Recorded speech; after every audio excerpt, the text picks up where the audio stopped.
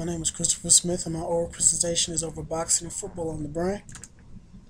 Both sports, boxing and football, have very dangerous effects on the human skull and the brain, which is why the purpose of this study is to determine the effects of boxing on the brain compared to the damages of football. History of boxing. Boxing was invented in 688 BC. This game was played by the ancient Greeks, and it was used in the Olympic Games. Over time, the Romans began playing the game and used their own type of glove, which was built out of iron and lead, called the cadistus. The history of football.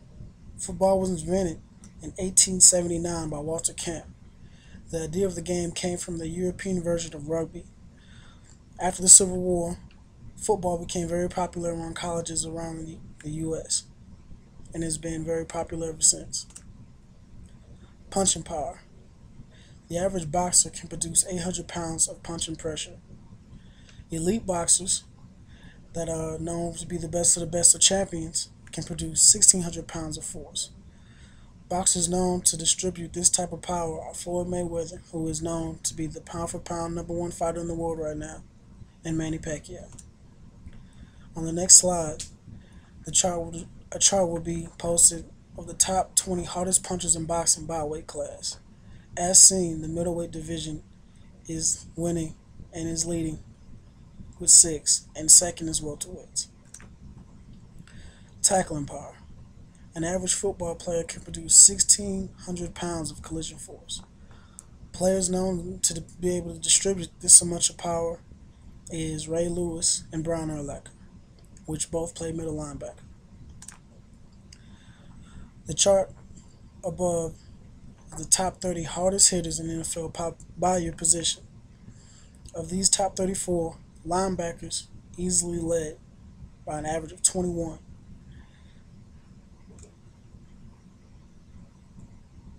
When it comes to boxing, there are two different types of gloves that are used. A 10-ounce glove versus an 8-ounce glove. When it comes to 10-ounce gloves, they will have more padding. The more padding makes it easier for boxers to defend and is more favored by defensive type fighters. 8-ounce gloves have less padding and they provide more of a power punch. This is favored by brawlers. Parts of the brain that's damaged when boxing. Two main parts that are damaged are your frontal lobe and your temporal lobes. Your frontal lobe influences your personality, planning, initiating, organizing, and personality features. Your temporal lobes recognize and process sound, understand and produce speech, and parts of your memory. When it comes to football, there are also parts of the brain that are damaged, including the frontal and temporal lobes. Other than those two lobes, the parietal and occipital lobes are also damaged. The parietal lobes integrate sensory information from parts of the body, determines your navigational up and down directions, and it controls your human sensation.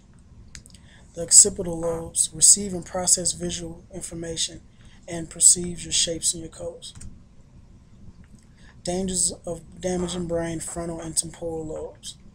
If you damage your frontal lobe, it can change your personality and you have lack in your normal daily functions. Your temporal lobes, if damaged, can cause hearing loss, language problems, and sensory problems. Dangers of damaging your brain when it comes to your parietal and occipital lobes. Your parietal lobes, if damaged, can cause a lack of human sensations and a loss of functional navigation skills.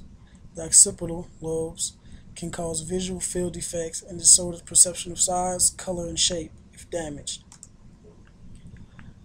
Immediate and long-term effects of boxing. When it comes to the immediate effects of boxing, there are concussions, blackouts, and moderate or severe brain damage. Long-term damage that is known to happen is permanent severe brain damage, slurred speech, slow reaction time, and brain hemorrhage. Immediate and long-term effects of football. Immediate effects can be concussions, blackouts, moderate or severe brain damage. When it comes to the long-term effects, there's depression, personality change, blackouts, memory loss, lack of conception, speech impediments, and headaches. Factors causing immediate and long-term brain damage in boxing. When it comes to boxing, there can be continuous punches to the skull. These punches to the skull can add up over time, which makes it very dangerous for any person to fight or function. Also, the type of fighting style. Defensive fighters are known to be more functional and lack of speech slurring compared to a offensive fighter that trades shots and brawls. If the damage is gradual, the brain can build up slowly. If it's extreme, damage can cause blood vessels in the head to burst. Factors causing immediate and long-term brain damage in football are severe brain damage from helmet-to-helmet hits. Another problem is some schools can't afford athletic trainers. If athletic trainers aren't being used, no one is supervising or watching the injured or concussed athlete, and they're just determining on their own time when they'll be able to get in the game. This can be very dangerous because multiple concussions make it more difficult to recover. An estimated 43 to 67,000 players endure concussions during every high school season. When it comes to protecting football players, new laws are being established. Helmet-to-helmet tackles are now illegal. Crack blocks that occur 2 yards outside the tackle are also illegal. In addition, NFL teams must report the status of their injured players twice a week. NFL rookies required to participate in 4-day health and safety seminars before they do any camps or practices. Players with concussion symptoms must be removed from the game immediately and are not allowed back in the game until given the go-ahead by a medical doctor. NFL and USA Football is now hosting protection tours, which is teaching proper tackling techniques and more to youth players, parents, coaches, and medical staffs.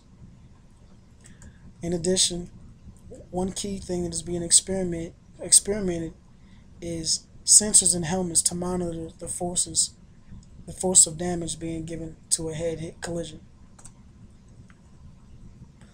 There are also new laws that are protecting boxers. Strict monitoring of illegal hand wrapping is one of the key and main important ones. This is important since illegal hand wrapping is putting extra tape or wraps around the knuckle area and can be very dangerous for anyone who's fighting that person because it causes more damage to the face, and it feels like you're getting hit with rocks in gloves instead of padding. Illegal hand wrapping can result in suspension or dismemberment from the boxing organization. To protect from other injuries that can cause concussions, boxers are now using new neck techniques to strengthen the neck to prevent injury. In conclusion, after all these statistics, I have personally decided and determined that football has a more immediate effect on the brain compared to boxing, mainly because of the size differential. A 260-pound linebacker is going to cause a more immediate and concussion-type symptom to an athlete compared to a punch. I also believe that boxing has a more long-term effect due to the fact that it's more consistent punches to the head throughout an entire boxing career, whether it's in the ring or in sparring.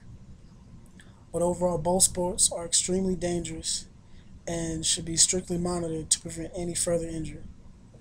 Once again, my name is Christopher Smith, and this was my oral presentation over boxing and football when it comes to the brain.